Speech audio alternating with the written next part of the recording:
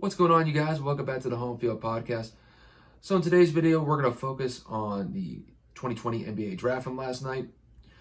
So obviously this draft was a little bit different than in years past just because the NBA draft is typically held in June, but because of COVID-19 this year, it was pushed back to November, and this year it was held virtually in Bristol, Connecticut. So with that said, though, the NBA draft last night proceeded without any interruption. So let's take a look at the draft board from last night's picks. So with the first pick, the Timberwolves selected Anthony Edwards. He's a shooting guard from Georgia.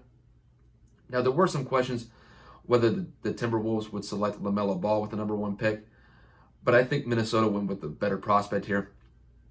Edwards is more athletic than LaMelo Ball, and he can score from long range, mid range, and down in the paint as well. Also, I just think that Edwards' game can translate well into the NBA as long as he takes smart shots. So as long as he drives to the basket well, and if he's able to get to the free throw line and knock down his free throws, I think he'll be a solid fit for Minnesota moving forward. So up next, we got James Wiseman. So he was the number 2 pick. He's a center from Memphis, and he was picked up by the Golden State Warriors. So I think the Warriors made a solid pick here.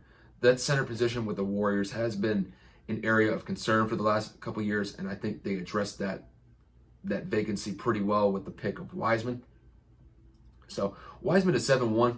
He has a wingspan of 7'5", and he has a great ability to box out, rebound well, and he has the ability to block shots as well. Not only that, he has a decent ability to shoot the ball well too. And if he can develop a mid-range jump shot, if it's a reliable shot, and if he can post up well in the paint, he could be a difference maker moving forward with Golden State. So overall, I do like that pick with Golden State. So up next, for the number 3 pick, we have the Charlotte Hornets picking LaMelo Ball. So LaMelo had been playing in the National Basketball League, which is the professional basketball league in Australia. And I'm of the mindset that that experience could help him pretty significantly moving forward in the NBA. So when it comes to LaMelo's skills, his ball handling skills are exceptional. And a case could be made that he's a better passer than his brother Lonzo, who was drafted a few years ago by the Los Angeles Lakers. For being 6'7", he has great speed, and he can make plays in transition as well. He does need to improve a few things, though, in his game. He does need to improve his shooting and his defense as well. Now, he was the Rookie of the Year in the National Basketball League last year in Australia. However, he only shot 37% from the field, and he was a liability on the defensive end in the 12-game stretch that he played in Australia. I think if he can address those specific parts to his game, I think he'll be a solid player moving forward with the Hornets. I do think one area that we do need to focus on with LaMelo is LaMelo's father, LeVar Ball. It'll just be interesting to see Michael Jordan and LeVar Ball kind of in the same vicinity. A couple of years ago, LeVar had said, I believe on First Take, that he could beat Michael Jordan one-on-one. It was either First Take or Undisputed. I forget what show it was. But he was in the mindset that he could beat Michael Jordan one-on-one. I would just love to see that if it were ever to become a reality, if they play one-on-one. I mean, if they ever do, I'm putting my money on Jordan. I'm in the mindset, I would put my entire life savings on Jordan. I don't even think Jordan would let him score. But it'll just be interesting to see if those two ever play one-on-one. I got Jordan all day in that one, though. But to kind of focus back on the draft here, I thought the biggest surprise of the night came when the Chicago Bulls drafted Patrick Williams out of Florida State with the number 4 pick. The reason being with this is that Patrick wasn't a starter when he played for the Seminoles, and I thought some players like Obi Toppin and Danny Advia will be picked before him.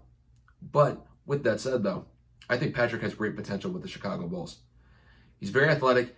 He's 6'8" and has a wingspan of almost 7 feet. He has a solid mid-range game, and he can shoot spot up 3-pointers pretty well. There are some things that he does need to address, though. His defensive intensity did waver a little bit when he was playing with Florida State, and he does have a tendency to turn the ball over as well.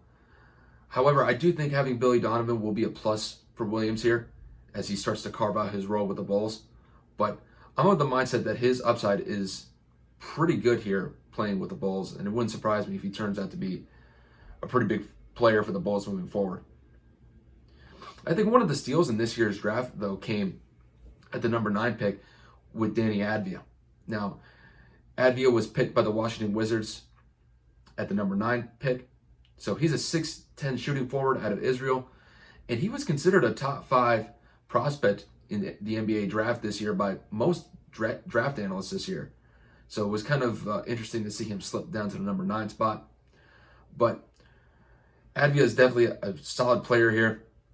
One of the positives is that he fits the modern NBA style pretty well.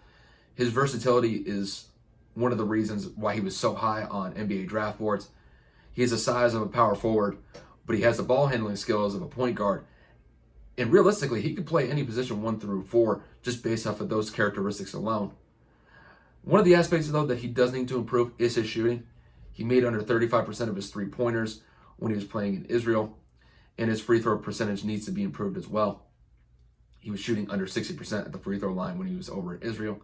So it wouldn't surprise me if the Wizards training personnel make some adjustments here with his shooting mechanics. But I think if they're able to work out those flaws in his game, the Wizards could have a top 5 player from this draft class in drafting Denny here. I think he's that good of a player. So it'll definitely be interesting to see how his career with Washington turns out. So one of the notable names to be selected in the first round this year was Obi Toppin. Now, Obi was selected at the number 8 pick by the New York Knicks. And I think the Knicks made a good pick here. Obi's extremely athletic. He finishes extremely well at the basket.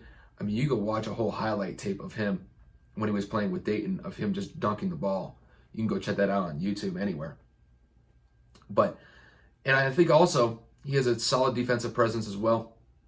However, lifelong Knicks fan Stephen A. Smith disagreed with the Knicks pick.